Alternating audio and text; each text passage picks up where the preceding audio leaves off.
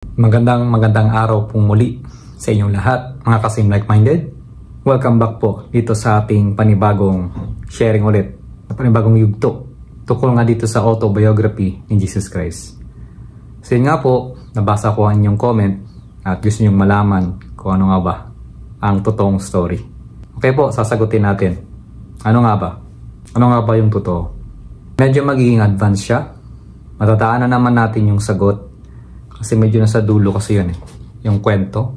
Pero sige, bibigyan ko kayo ng glimpse. So basically, yung nangyari kay Jesus Christ na pinako sa krus. Meron pong education doon na gustong ipakita ni Jesus Christ sa kanyang mga apostoles. Yung pagpako, yung pagdurusa, hindi po yun yung gusto niyang ipakita. Ang gusto niya pong ipakita talaga doon na siya ay wala na sa katawan nung siya ay pinako sa krus. Wala na siya doon. Hindi siya nagdudusa. Kasi may abilidad na si Jesus Christ na tanggalin ang kanyang consciousness o yung spirit niya sa katawang ito. Walang katawang ito ay gumagalaw dito sa mundo. Marami na pong nakakagawa niyan. Pero napakahirap nilang makita. Kaya isa lang po yung taong nakilala ko pa lang na nagagawa to.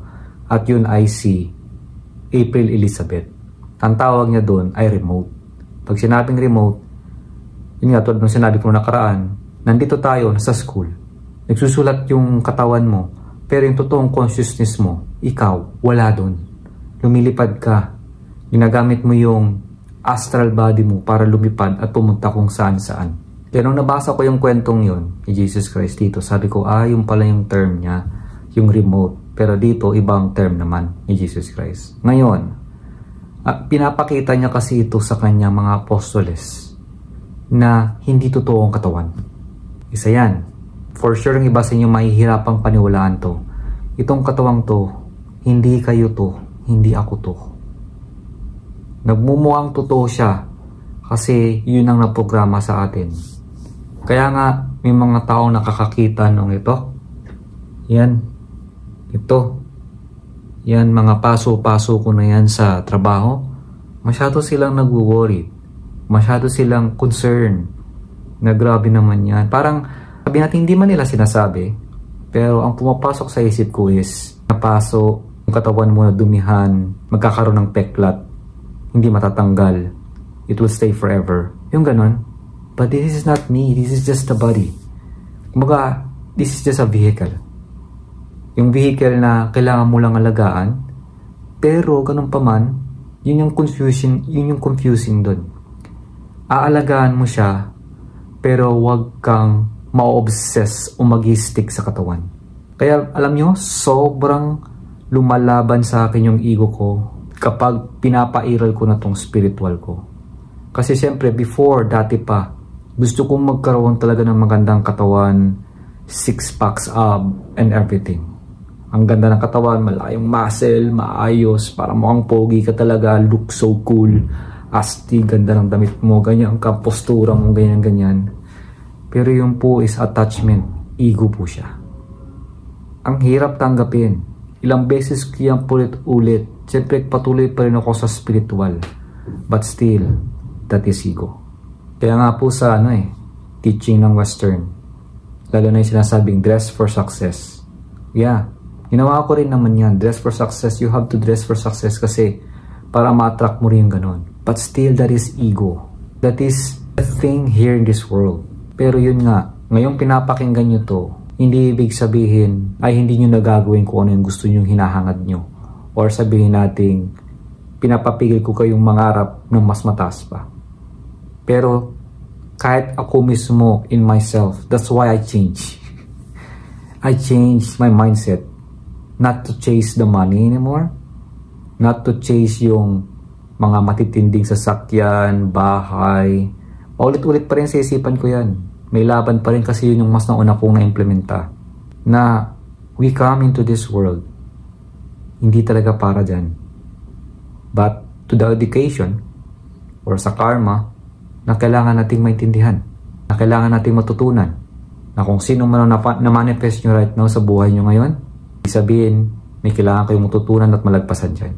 Pero yun nga, hindi ko sasabihin sa inyo na sobrang ganda agad. Kumbaga, Ang hirap pa makita, lalo na pag wala kang pera. Diba, ang hirap. Kat sa akin, challenge yun, pero kailangan kong disiplinahin pa ng todo ang sarili ko. Na ang money, pag iniisip ko yun, ay nagbibigay lang sa akin ng fear, anxiety, and so forth. Yung mga utang na babayaran, ganyan. Ito ang magbibigay sa akin ng feeling. Yung feeling na paghahabol, yung feeling na kailangan mo pang i-push ng todo ang sarili mo. Kasi yan naturo talaga sa atin from Western talaga. Sila talaga nag-implemento nito. Kaya ako nasabi to, siyempre hindi lang sa book, kinoconnect ko kasi yung book nung ako ay na-engage sa class ng Decoding the Blackness. Ang story po ng mga itim na mga tao na sila ay naging slave. Kung paano nila ginawa yun. Yung kumbaga kinukuhaan na nilang materialis is from England. Tapos yung factory is sa US. At sino yung magtatrabaho? Yung slave from Africa. Tatlo yan sila. At malaman-laman ko kaya naging source of materials ang England. Kasi itong mga England na to, ang pinaka-source nila kung saan nila kinukuha to is from India. From the very start, ang India po ay sobrang daming resources.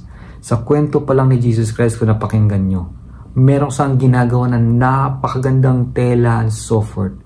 Sobrang abundant ang India. Pero nung pumunta ang England, no, yung UK, sa England na gusto sana nilang sakupin ito, o nasakop nga yata sila, ang dami nilang kinuha and exploit from there papunta doon. Napakaraming ingredients ng pagkain, napakaraming klase ng resources, gold and so forth from India na dinala nila doon. Pero kung pag-uusapan mo yan ngayon, maraming taong ayaw tanggapin yan. Dinideny nila. Sobra. And even the story ng Black, kahit na sa ChatGPT, online niya na, AI niya na, ayaw pag-usapan. Pero back tayo sa story nga. Na doon ko nalaman, kung i-connect ko nga lahat, na tayo ay inimplementa, lalo na mga Filipino, na magtrabaho, magtiis na magtiis. Kasi yan yung dapat. Kasi ganito yung nakikita mo sa society.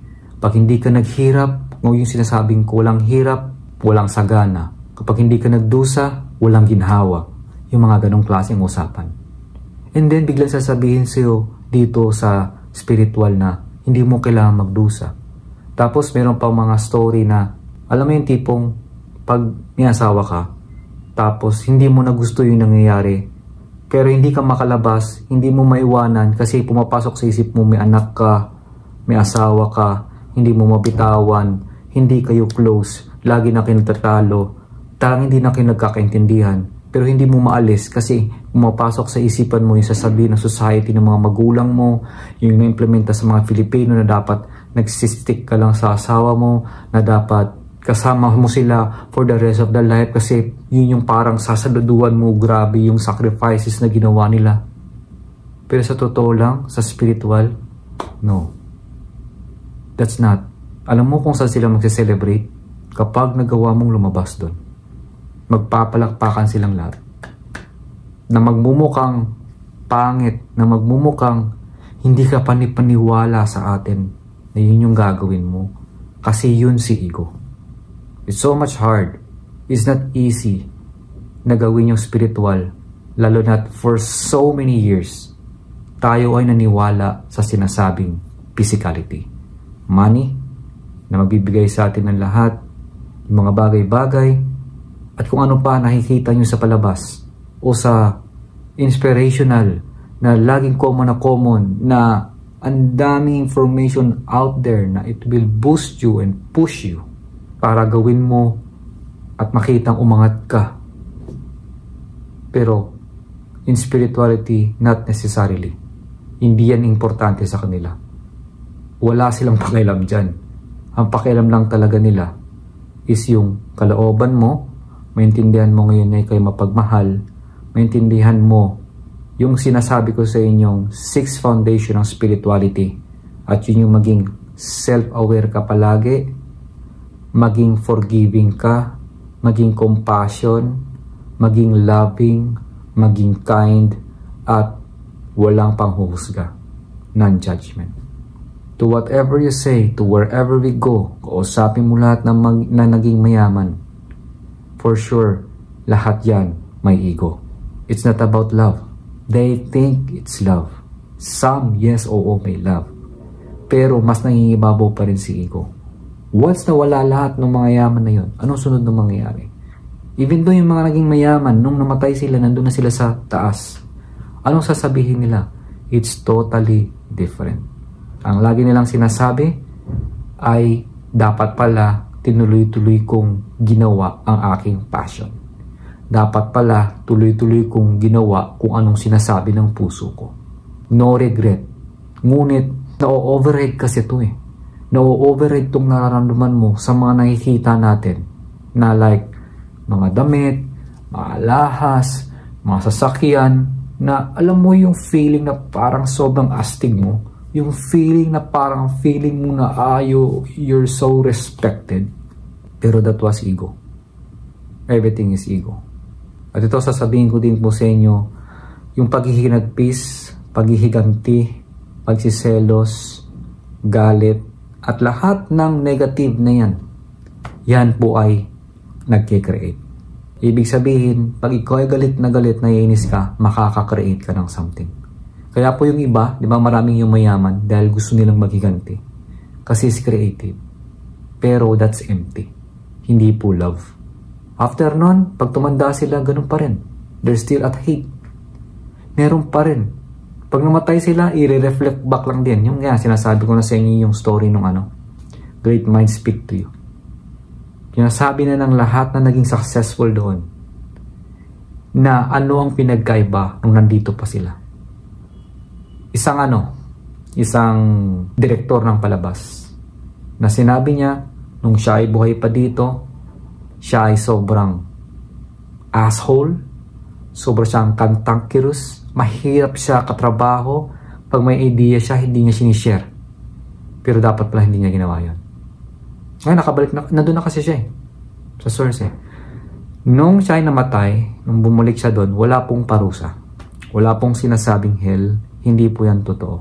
Pag bumalik ka doon, kasi ang dami nila 20 sila So nabasa ko na lahat. Iisa laging sinasabi. Pag bumalik ka sa taas, ang mangyayari sa'yo, hindi totoo ang sinasabing namatay ka. May mga mararamdaman ka, sabihin natin yung nangyari kay Princess Diana, kasi siya namatay siya through accident. Nung true accident po na yun, nung nandun siya sa taas, ang daming taong iyakan. Kasi gustong-gusto siya. Sobrang daming nagmamahal sa kanya. So sa daming taong umiiyak sa kanya, nung nandun siya, ramdam niya yung mga lahat ng negative energy. Kaya sinasabi niya na, pag may namatay, mag-celebrate. Maging masaya kayo. O kabaliktaran, di ba? Kabaliktaran, di ba? Hindi niya tinuro. Kasi pag naging masaya ka, para sasabihin hindi ka nagre-respect sa namatay. Oo, umiiyak ka. Pero mag-celebrate ka, mag-thank you ka. Na nakabalik na sila sa taas. Na alam nila na okay na sila doon. Na alam mo yung mangyayari, ipa-flashback sa iyo lahat ng mga ginawa mo sa mundong ito. Base sa mga sitwasyon na dapat ito pala ginawa mo kaysa ito sa ginawa mo. Na dapat itong ginawa mo kaysa sa ito ginawa mo. Ganun po.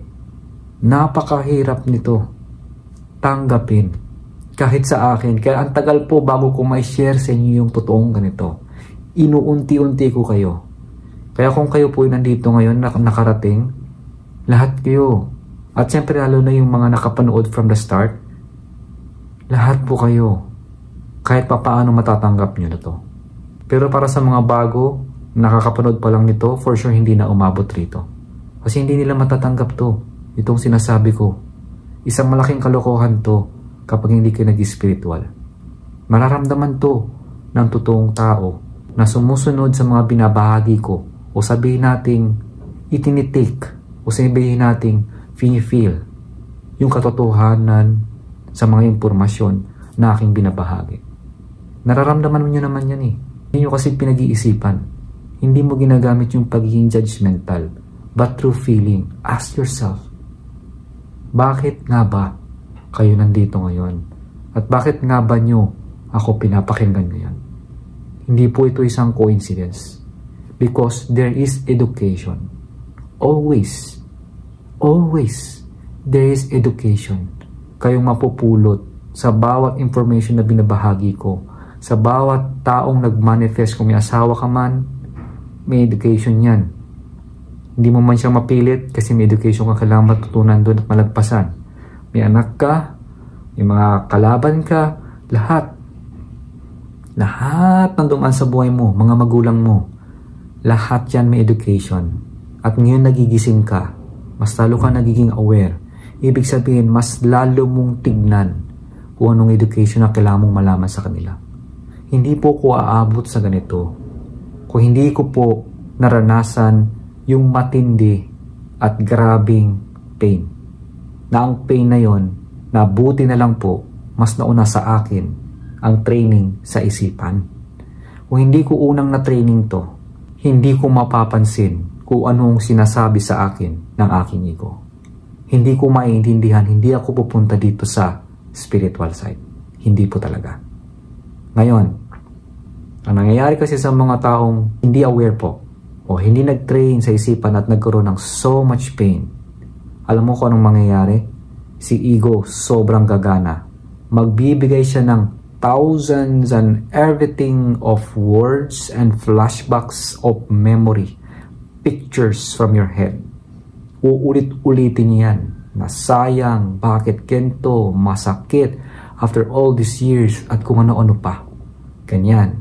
So kung hindi ka na makuha doon, sa future naman, sasabihin niya, pagkatapos mong isipin yung future, kasama sila sa future mo, maganda ang ginawa mo and everything. Ganon siya. Ang dami niyang sinasabi. And that time, nung nandun ako sa point na yon, sabi ko, kaya pala, ang tao, pag hindi nila na-take to, ay nagpapakamatay. Kasi hindi na nila kinakaya ang so much information na binabalik sa kanilang isipan. Kaya po ito yung sinasabi ko sa inyo. The more na loaded ang isipan, hindi nyo po maririnig ang iyong puso. Never ever. The more na marami kang tinatanong palagi, maganda magtanong. Pero pagkatapos mo magtanong, pakiramdaman mo. Hayaan mo, parang sa tubig, let it flow. Pero kung bombard ka ng bombard, nagtatanong ka, panay ang nood mo lang, panay na ang laro mo, panay ang entertain mo sa sarili mo, never ever mong maririnig ang taas. It's so much hard, guys. It's not easy, but it's true.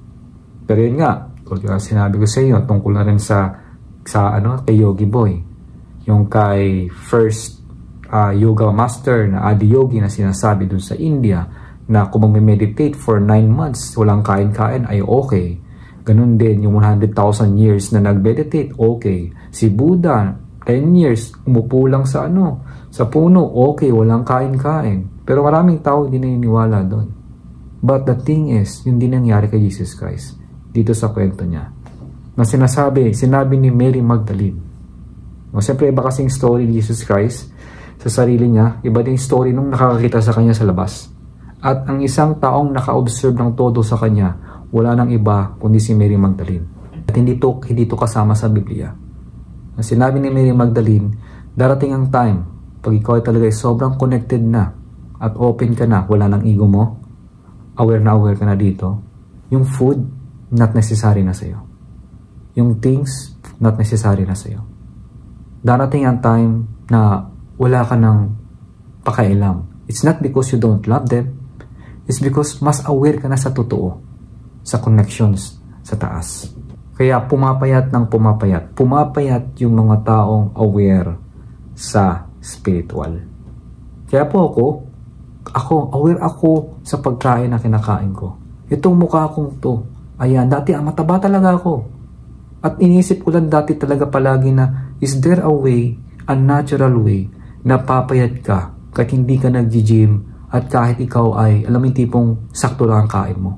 O kahit sumobra man ang kain mo, payat ka pa rin. Okay, nagawa ko siya. Nangyari siya. Dito. Ito na, ako po ang proof sa inyo. To intense training. O sabi din mo minsan ni-intense ko training ko na overload ako. Totoo yun. But sometimes, kailangan ko mag-rest. Hindi kailangan ko mag-rest kasi kailangan kong i-relax ang isipan ko. And then back again. Yun po yung ginagawa ko. Pero yun nga po, pagdating nga po sa sinasabing after 3 days nabanhaw si Jesus Christ, hindi po siya talaga nabuhay na at the same body. No. Hindi yun yung totoo. Ang totoo talaga, pag na-training natin tong isipan natin, sobrang powerful kasi ng consciousness, ng mind natin. Mind spirit yun ng mind, hindi lang dito sa utak. Mind nasa labas, no? Pag na-train mo ng maigi to at nakokontrol mo, kaya mong gumawa ng another physical body. True astral body. Na makikita ka ng tao.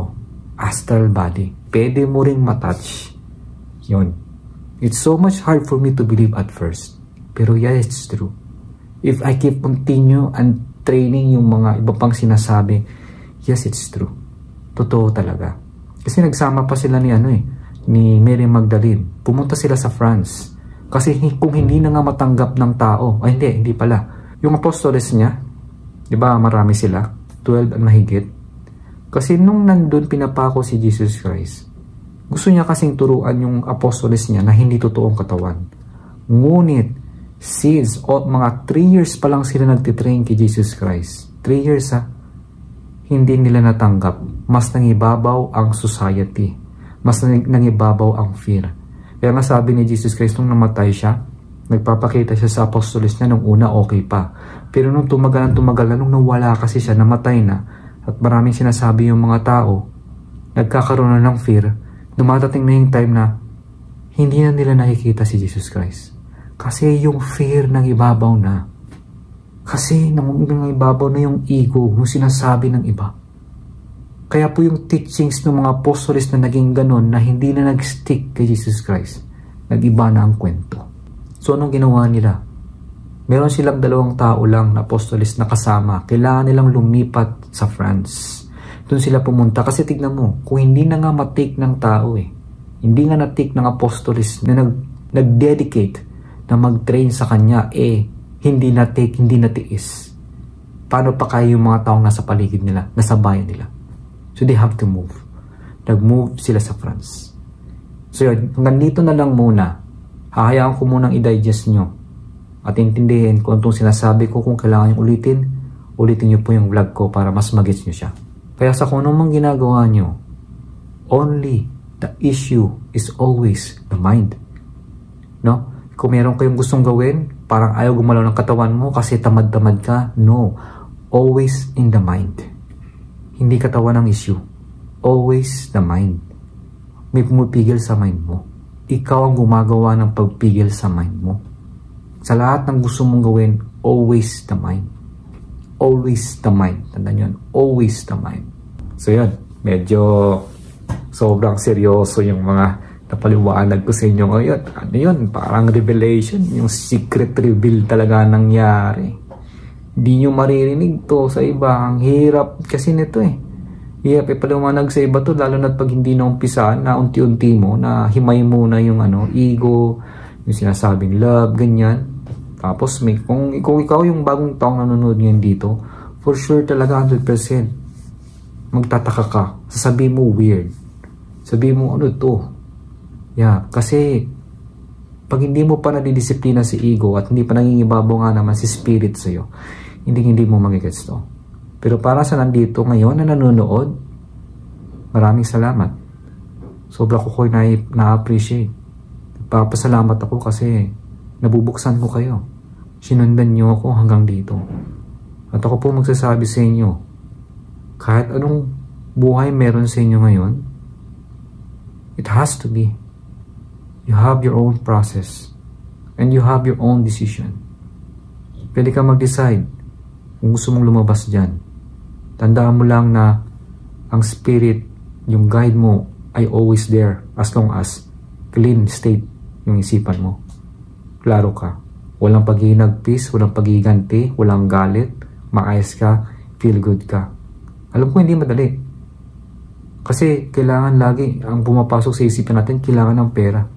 Paglilipat ka, ganito ganon. Pero, yun nga yung hiwaga Kung mas mamamaster pa natin itong spiritual, the angel itself tutulong sa atin nang hindi mo mamalayan. I've been tried that. Nangyayari na sa akin. unti-unti, halos. At tuluyan ko na talagang tinatanggal ito. Yung money na to. I just surrender. And nakakausap ko na rin sila. At yung sinasabi nga nila sa akin na, ituloy mo yung ginagawa mo. Kaming bahala sa'yo. Ito yung pangarap ko, yung makausap ko sila. Tuloy ko yung ginagawa ko. Silang bahala sa akin. Lahat ng mga hinaangad ko, na-orchestrate na yan, mangyari lahat yan. Ayan. You don't have to worry anything at all. So kung kayo ay sumusunod sa akin, hindi ko sinasabi na gawin nyo din agad-agaran kung anong natututunan ko. Pero at least, give time, or sabihin natin, tanungin mo sa sarili mo. Tanungin mo yung puso mo. Kung ano itong pinagsasabi ko, dapat mo nga bang paniwalaan to, hindi. It's always up to you. Kasi ako, aware naman ako na ating spirit, na ating spirit guide, na ating source, na ating Panginoon, kahit si Jesus Christ, they always going to give us a respect and freedom sa kung anumang desisyon ang gawin mo. Hindi maniwala ka dito o hindi, hanap ka ng ibang information, tuloy mo pa rin ang panonood ng mga war, patayan, pornography, o mga pangit, mga hindi magandang pagkain. They still respect that. Nakatingin lang sila, ganun lang. Wala talaga silang sasabihin. They're just going to wait for you hanggang sa ikaw ay na mag-decide na to get back at mag-asa ka nila. So yun guys, umpisahan na po natin ang ating next sharing for today tungkol nga sa Jesus, my autobiography.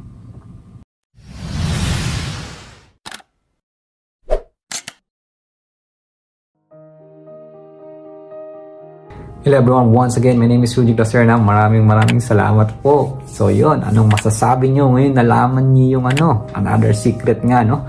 Na nireveal ko sa inyo. Matagal ko nang tinatago. Pero yan, syempre, kailangan kasi. Kumbaga, there's always a right moment and right time to share the information. Kasi may mga bagay nga naman talaga na hindi nyo agad kailangan malaman. Kasi once nalaman mo agad, maano ka, nangyari kasi sa akin yan eh. Nangyari talaga guys. Sobrang nangyari nung binasa ko yung Conversations with God. Nung nalaman ko na yung, alam mo yung tipong feeling na, paano yan? Nalaman ko na lahat ng sagot. Ba't ako nabuhay dito sa mundong to? What's next? Yun eh. Yun. Pero akala ko doon nagtatapos, hindi pa pala. Wala pala talagang katapusan. There's infinite opportunity. There's infinite situations, mga tao, pangyayari, at kung ano man, kaswertihan sa buhay natin. Will never end. Ito yung challenge sa akin kasi lagi kong iniisip na dapat may natatapos. No, wala pala talagang natatapos. There's only improvement. It keeps on improving. Walang katapusan talaga. Okay, so ano na nga ba ang pag-uusapan natin ngayon? Ang topic natin, no, for today ay tungkol na po sa returning home. Yan, pauwi na si Jesus Christ. So yan ulit, babasahin ko siya para sa inyo and then i-explain ko na lang. So medyo magiging maikli lang to. And yung magiging next na topic ay magiging mahaba. Okay? So yun, returning home, chapter 5. Ito. Okay? So ito lang kasi siya nandito. Ito lang papaliwanag ko sa inyo. Ito yung magiging next chapter. Alright? So yun. When I decided that I had gone far enough and spent enough time in the place you call Tibet. Okay? So nung nag-decide nga si Jesus Christ na nakapunta, kumbaga naka-gone far enough, kumbaga marami na siyang napuntahan o malayo nang napuntahan niya, nag-spend enough time na siya sa sinasabing Tibet na lugar. This place in the northern realms of India, in the Himalayas Mountains. So itong northern realms of India in the Himalayas Mountains, nung tinanong ko to sa Indian kong ka-workmate, sabi ko, alam mo Himalayas? Sabi niya, yes. Ano yan? Parang hati. Dito yung Nepal, tapos nandito yung India. Yun yung sinabi ko sa inyo na sa kabila, nag-snow, dito hindi. So punta ka doon, nag-snow, doon sa kabila hindi. Parang nakahati ng ganun. Yun yung Himalayas, yung bundok na napakaganda. Okay? I was 26 years old. Ayun. So, nalaman na natin. Isipin nyo yun. 3 years siya, di ba, nawala. So, meaning at the age of 23, naglakbay si Jesus Christ na siya lang mag-isa. Walang Google Map, walang pera. Alam mo yung true spiritual lang. Ito, 26 years old na siya. It was time to return home. Yun. And I began that long journey back. I knew I could find my way. O, isa po partida, no? So, 3 years, ang galing, no? Isipin mo yun.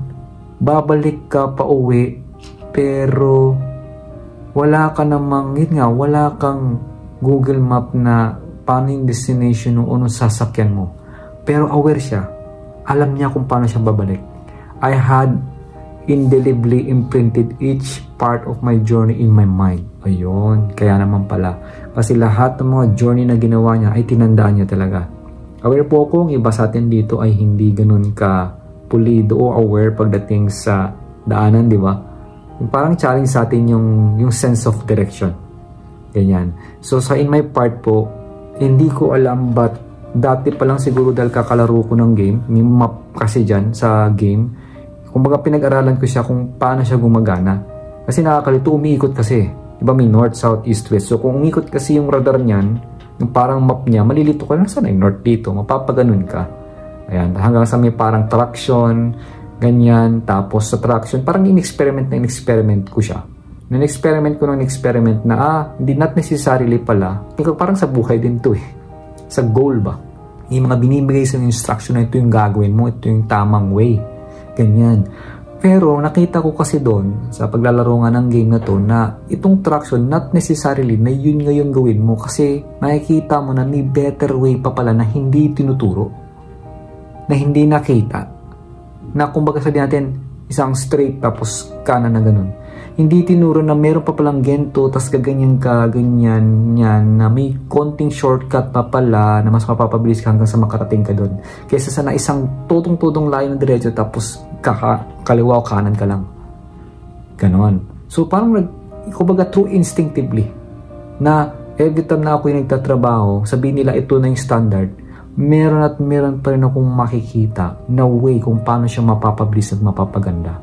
Kaya nga sabi ko di ba sa inyo kanina, it's infinite. Infinite ang possibilities. Infinite ang solution. Ang buhay is infinite, walang katapusan. Ang experience is infinite. Kapag aware tayo na merong nagbibigay sa atin nun at yun yung source. Spirit guide mo, yung angels mo. Ganun po siya. Okay, so tuloy tayo. So yung nga sabi niya, imprinted nga diba each part of my journey in my mind and would return quickly. Ayan. Stopping less frequently and for shorter periods. So, hindi na siya nag-stop ng matagal. The trip home is always half as long as the trip out.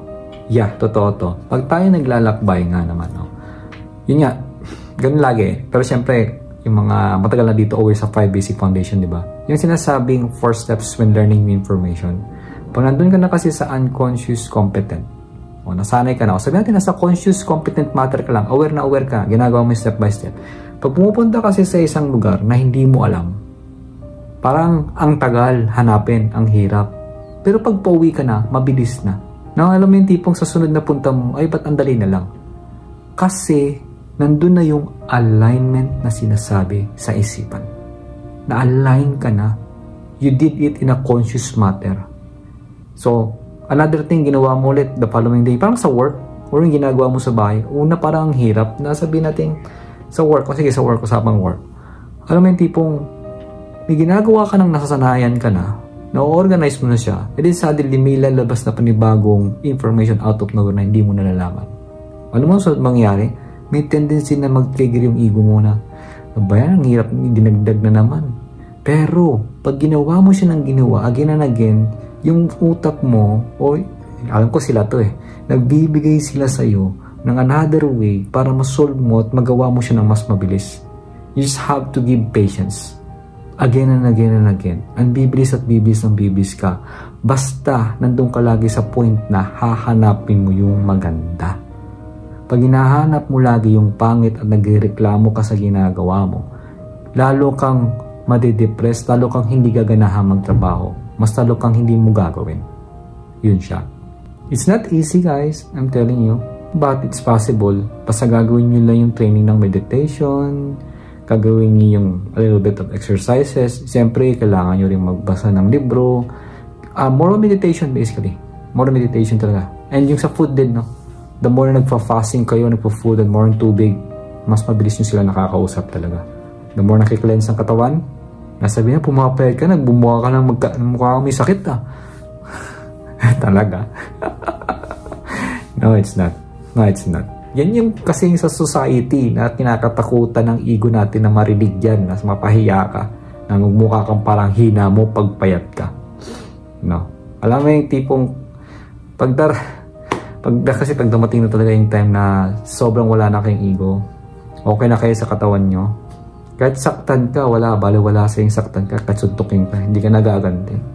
Kasi aware ka naman na iisa lang tayo. Kung sinuntok mo, bibigay ko pang kabila, suntukin mo rin ako dito, sakpan mo.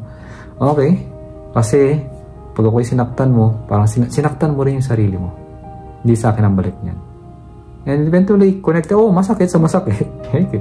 Sinapak kung ginawa sa'yo Kung wala kang ego, okay ka talaga, everything's fine. It's hard, di ba? Hindi ganun kadali kung i-imaginein mo.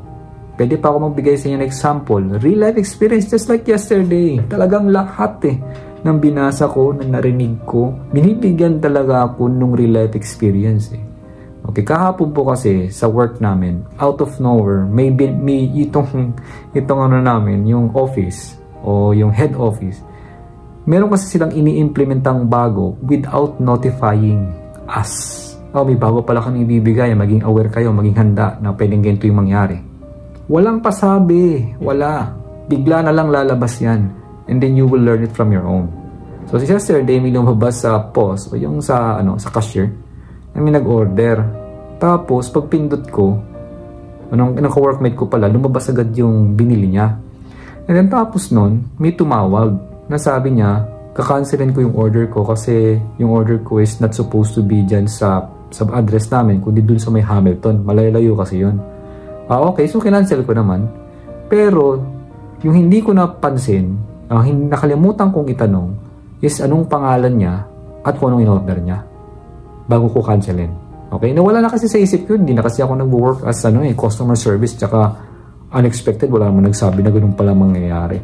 At ang order namin lagi pumupunta sa Uber Eats, sa tablet, dun lang. First time yung sa cashier mismo directly sa computer. Ngayon, kinancel ko.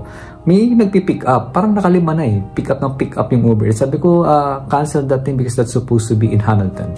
Biglang may tumawag. Sabi niya, I'm Cindy, ganito, ganon. Tapos nag-order ako. Medyo natataranta ako. Nalito ako bigla. Sabi ko, ano to? Hinanap ko ng hinanap. Tapos tumawag pa ako sa Uber Eats, sa nila, sa customer service. Talagang nagbigay ako ng patience. And then, pinapahanap ko kung meron ba nag-order sa amin na ganito. Pumasok ba? Wala daw. Sabi ko, wala. Pag website, siguro website talaga sa amin. Ngayon, kasi ganun yun hahanapin mo kasi yung dots Kukonek-connect mo yan. Okay, may umorder. Nung kinausap ko yung order ko, hindi ko masyadong naiintindihan yung sinasabi niya. Nag-order daw siya through online. Hindi naman niya directly talaga sinabi na hindi ako nag-order sa Uber Eats kasi wala kayong ganito ganon. Kundi kaya sa website na lang ako nag-order. Hindi klaro hindi klaro. At hindi rin, kasi ganito yun. Every time na may bago kang information na naririnig na hindi ka pasanay, pag may sinasabi sa'yo, malabo yan, hindi mo agad nagigets. Kaya kailangan ulit-ulitin hanggang sa maging klaro sa'yo. Ganon yun, kasi yung utak mo, hindi nakaregister yung sinasabi nila. Kaya minsan, may tendency talaga na malito ka. And that's very normal. Nakakala ko, masama yun. No, it's the process. Kaya nga po, pag nagbabasa tayo, kaya yung mga tinuturo ko sa inyo, papasok mo tayo sa I don't know what I don't know. Kasi may mga bagay ka talagang hindi mo pa alam. Marami talaga tayong hindi alam. Ngayon, nalalaman mo na hindi mo alam. So, ano sunod na nangyari? Nung nalaman ko na at tinawagan ko yung may-ari mismo itself, and sabi niya, sabi ko, pwede mo bang i-check doon sa website kasi na-cancel na yung delivery. Pwede mo ba i-check kung na-void na? Nung chinek niya yung website, sabi niya, wala na, okay na, void na, babalik na yung pera 2 to 3 days from now, business days, no? Yung tinawagan ko ulit yun, yung babae, and then sabi niya sa akin, syempre nagagalit siya, ganito, ganon, and then ako nag-apologize talaga ako kasi aware ako na kailangan mo humingi ng sorry doon kasi nabigyan mo ng inconvenience yung customers. Actually, it's the fault sa side namin. Hindi yung fault ng customer. Ako, one of my fault as well. I know my fault. Ganun akong tao. I take responsibility for that. Nagbibigay nga ako ng compensation talaga pag ganun. Ngayon, ang nangyari, tumawag siya, nagreklamo siya, ganito ganon, na nagsisinungaling daw, ganito. Pag nagsasalita yung customer, marami siyang pangit na sinasabi sa'yo. You have to be silenced. Let it go. Dami sinasabi sa'yo, pangit, ganito ganon. Alam mo, sunod na sinabi ko nung nag-stop niya sa magsalita, Ma'am, you know what? You're correct. But I really want to apologize because, pinaliwanag ko sa kanya, it is my first time engaging this kind of transaction. We're not aware because we're always receiving our order through Uber apps in our tablet. Kasi hindi niya pa rin nag-guess, nagagalit siya. Okay, sige, ganito na lang. Sabi niya, hindi ako maghihintay. Pinaliwanag ko rin kasi 2 to 3 days yung babalik yung pera sa kanya. Pero hindi ko nahihintay, pupunta ako dyan. Kung i-refund na lang o food yung kukunin, magpapadala ko ng tao dyan. Ganyan. And then, syempre, nandun yung feeling. Yung ego, yung back and forth, ganyan. Siyempre, nag-train naman tayo, diba? Sabi ko, forgive. Ginagano ko lang sarili ko, forgive ko na rin yung babae na yon na tumawag. Tapos yung co-workmate kong Indian, sabi, nagagalit rin. Sabi niya, dapat hindi sa lahat ng oras mabait ka. Oh, yun na. Yan na. Diba? Hindi sa lahat ng oras ay dapat nagpapakabait ka kasi iti-take advantage nila ang kabaitan mo. Diba? It's universal. Kahit sa Pilipinas, nasabi na rin yan. Naging ganyan na rin ako dati. Nasabi ko, lagi ba dapat ako maging mabait? Para ako natitake advantage. No? Pero, habang sinasabi niya sa akin yon, ang nangingibabaw sa akin pa rin is forgiveness. Forgive. Ipakita ko pa rin yung kind. Di ba sinabi ko, kahit anong mangyayari, you still have to show your kindness. And non-judgment. Wala kang husgan. And sabi niya sa akin, pag maraming sinabi sa'yo, yung taang yon, pag nagkita kayo, sabihin mo lang ganito. Oh. Yan yung sinabi niya sa akin. Sabi ko, tumawa lang ako, ganyan. Forgive pa rin ako. Compassion. At tapos nung sunod na ginawa ko, sabi ko, let go. Alam ko may magandang mangyayari. I forgive myself, pinatawad ko rin yon. I will take full responsibility. And then sinulat ko kung ano yung order na yon. Kasi just in case, para pag pumunta on that day, ay ma-pick up. Alam niyo yung sunod na nangyari? Hintay ako nang hintay. Hindi ko kasi alam ang mukha eh. Nung pumasok, may isang pumasok na babae, tapos lalaki na may dalang yung may baby. May panon, yung nakukusa ng baby, ganun. Tapos, sabi niya, hi, by the way, I'm Cindy. Pagkakita ko sa kanya, nagano'n agad ako. I really apologize. Ipakita agad ako ng forgiveness sa kanya. So, tinanong ko siya, ano po yung gusto niyo po pala? Gusto niyo po bang kunin yung order? Maganda pa rin yung boses ko. Hindi ako nasa offensive mode. No, hindi rin siya, napakaganda din ang approach niya eh. Kasi ganun yung tao, when they are so mad, naiinis, emotional sila, marami silang sasabihin sa'yo hindi maganda. Ganun lagi, always yan. Pero, pag inaccept mo, naghingi ka ng sorry sa kanila, I really apologize it. Naintindihan ko, sinabi mo rin na tama kayo, and I know my responsibility na nagkamali ako, kasi ito po yung nangyari. Oo, galit pa rin yan sila, hindi na matanggap. Pero pag yun humupa na, marirealize din naman nila yung sinabi mo eh. Na tinanggap din naman yan pagkakamali niya. Ayos ko rin pagkain, binilisan ko, para hindi na sila maghintay na matagal, maganda pa rin quality. Tapos sabi ko sa kanya, kasi inulit ko ulit. Ito kasi yung first time. Tapos in-explain ko sa kanya na after mo mag-order, may tumawag na babae. And my mistake is, ginanon ko talaga siya. Kasi kung may mali ka, aminin mo agad na may mali ka. The more kasi na dinidefend mo na wala kang mali, nasabi mo mali kasi ng office, mali kasi ng company na hindi kayo inform, parang minamali mo ang customer. You have to still take the responsibility na meron ka rin pagkakamali. Ito po, hindi to ginagawa ng maraming tao. Tinuturo ko po sa inyo dito. Pwede nyo magamit to. At pwede nyo subukan. Maraming release kasing mawawala sa'yo. Kasi that time, umikot talaga sa isipan ko, another karma na naman to. For sure, may kailangan ko matutunan at malagpasan dito. Yan, nalagpasan ko. Nakaharap ko sila. Nagkausap kami, magandang usapan na sinabi ko, it's my mistake. You know, number one mistake that I did not ask the name of the person who called us. And I did not ask the order. Napaganon sila. Yun. And sabi ko, by the way, this food is free. Ginanong ko na, wala akong kailangan bayaran, marirefund pa siya. That's the thing. It's about forgiving. The quality of forgiving. Yung maibibigay mo. Hindi yung sa kung ano yung quality na makukuha ko sa kanila. Oh yan, napag-usapan natin yung makukuha mo. Kapag may kusang nagbigay sa'yo, tatanggapin mo. Hindi yung quality ng gusto mo lang laging may makukuha ka. That's a different story. Yun, napahaba na, umabot na ako sa ganito. Pero yun po, ano po masasabi nyo? Dito sa bagong na-share ko sa inyo. Sa real life experience na talagang nangyari na ipiniwanag ko na agad sa inyo. Hindi lang to isang beses nangyari sa akin. Marami na po at nagagamit ko talaga siya. Siyempre, it's gonna be different training and story kasi yung ginawa ko ay hindi pakikisama, but the way of how are you going to deal correctly. Kasi may mga tao gusto lagi nakikisama kahit naapakan na sila, nasasaktan na sila, makikisama pa rin. No, that's not the thing. You have to learn how to deal correctly. Okay?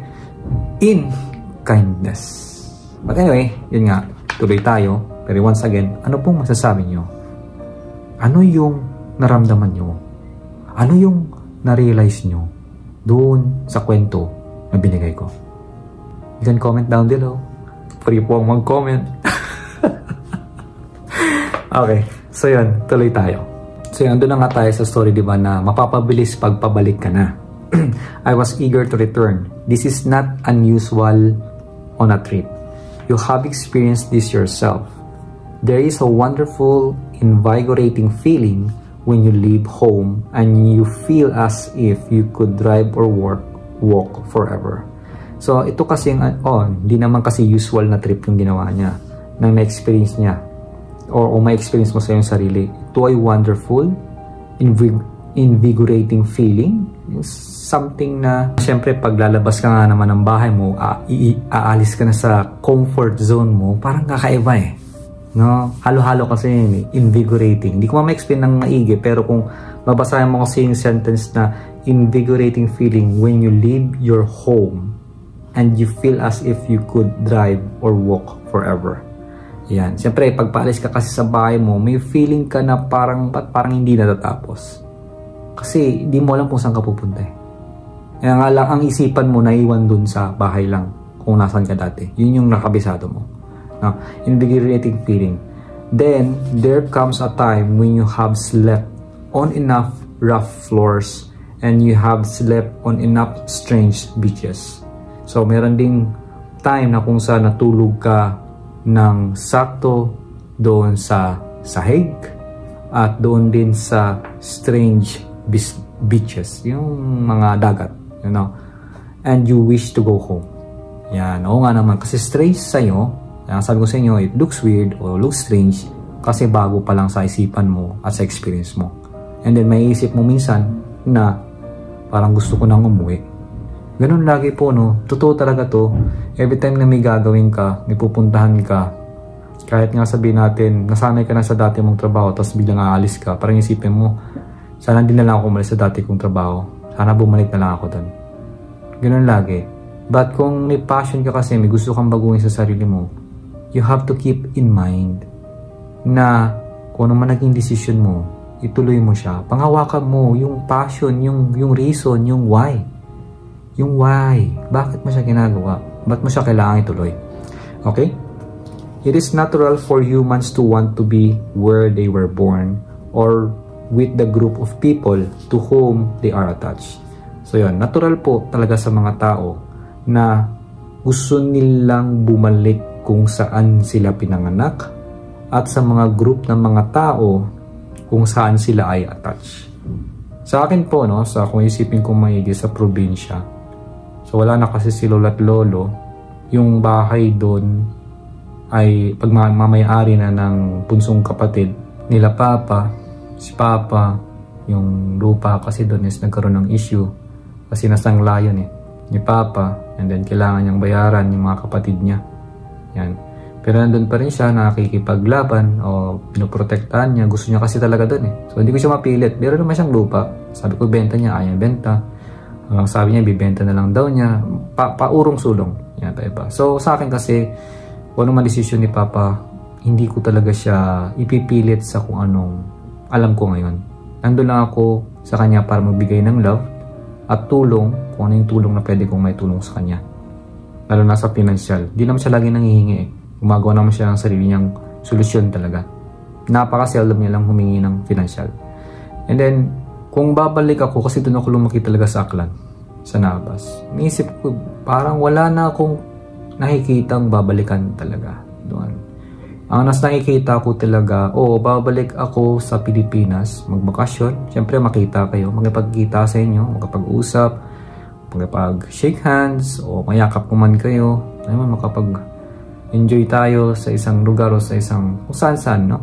O magkaroon ako ng sariling bahay kung saan sa parte sa Manila o sa Baguio o sa, di ko alam kung saan, o sa Tagaytay, kung saan man, na mas more on manapit sa nature, ganyan. Boracay, ganun. Who knows? I don't know what I don't know, but most likely halos ako ay lagi nagta-travel. O punta ako dito, punta ako doon. Ang pinaka nararamdaman ko ang nagpapakita sa akin ngayon is pumunta ng Hokkaido, Japan. Doon. Lugar na malamig yun. Hindi ko lang alam kung bakit. Yun yung feeling na nararamdaman ko. Pero dito ako sa Canada ngayon, di ba? So, it's always has a process. Doon ako lagi sa I don't know what I don't know. Basta i-open up ko lang lagi ang isipan ko, i-clear ko to. And makikinig ako sa guide. Kasi nga, may hangad din naman ako. May hangad din naman ako at hangad na yun, pinaubaya ko na sa kanila. Kaya magpo-focus ako dito sa present moment ko. Ito nga sa pabibigay sa inyo ng gabay din para magawa nyo rin sa sarili nyo yung mga hinahangad nyo. Okay? So, I will speak about this a little bit. For many of you in the Western world have this idea of relentless travel as a way to entertain yourselves. And it is detrimental in some ways that you are using it. So yan, ipapaliwanag dito ni Jesus Christ. Yung ibang idea sa walang katapusan ng travel and travel, iba naman kasi ito eh. Yung business travel na may nakita ko ngayong tao. Walang ginawa ko ng travel and travel, pinapagod yung sarili. Kasi nga sa turo ng Western world. Papakita ganito, ganyan. Kumbaga yung travel naman kasi na hinahangad ko is totally different. It's really more about feeling. Not necessarily na lahat mapuntahan ko. Ang hinahangad ko kasi, gusto kong makita at na-experience at mahawakan yung sinasabing wonders of the world. Yung sinasabing 7 wonders of the world at iba pa. Makita ko sila, mahawakan ko. That's it. After nun, good na talaga ako. Goods. Thank you na. Ayan. And, siyempre, pupunta pa ako sa lugar na kung sa mas salong ma-i-improve mo yung sarili mo. Yung mas salo ka pang ma-open up. Marami kang makakusap na tao na more on wisdom. Yung ganon. Tulad nyo, kaya gusto ko makipagkita sa inyo. Gusto ko marinig yung story nyo.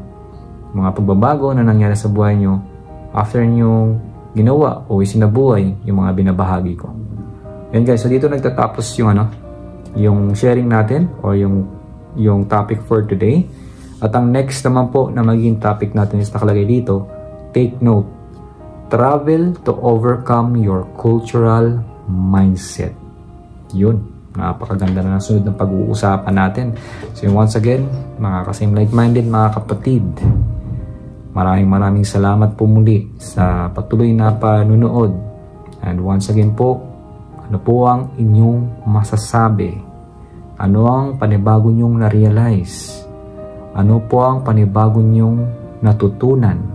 At ano po ang inyong naramdaman pagkatapos nyo marinig ang mga binahagi ko sa inyo? Ganun pa man, ano man yan ang maging comment nyo, ngayon pa lang ako'y nagpapasalamat na sa inyo. Maraming salamat po. See you po sa akin next vlog. God bless us all wherever we are. Thank you, thank you, thank you. Your love is like the morning sun, shining bright on every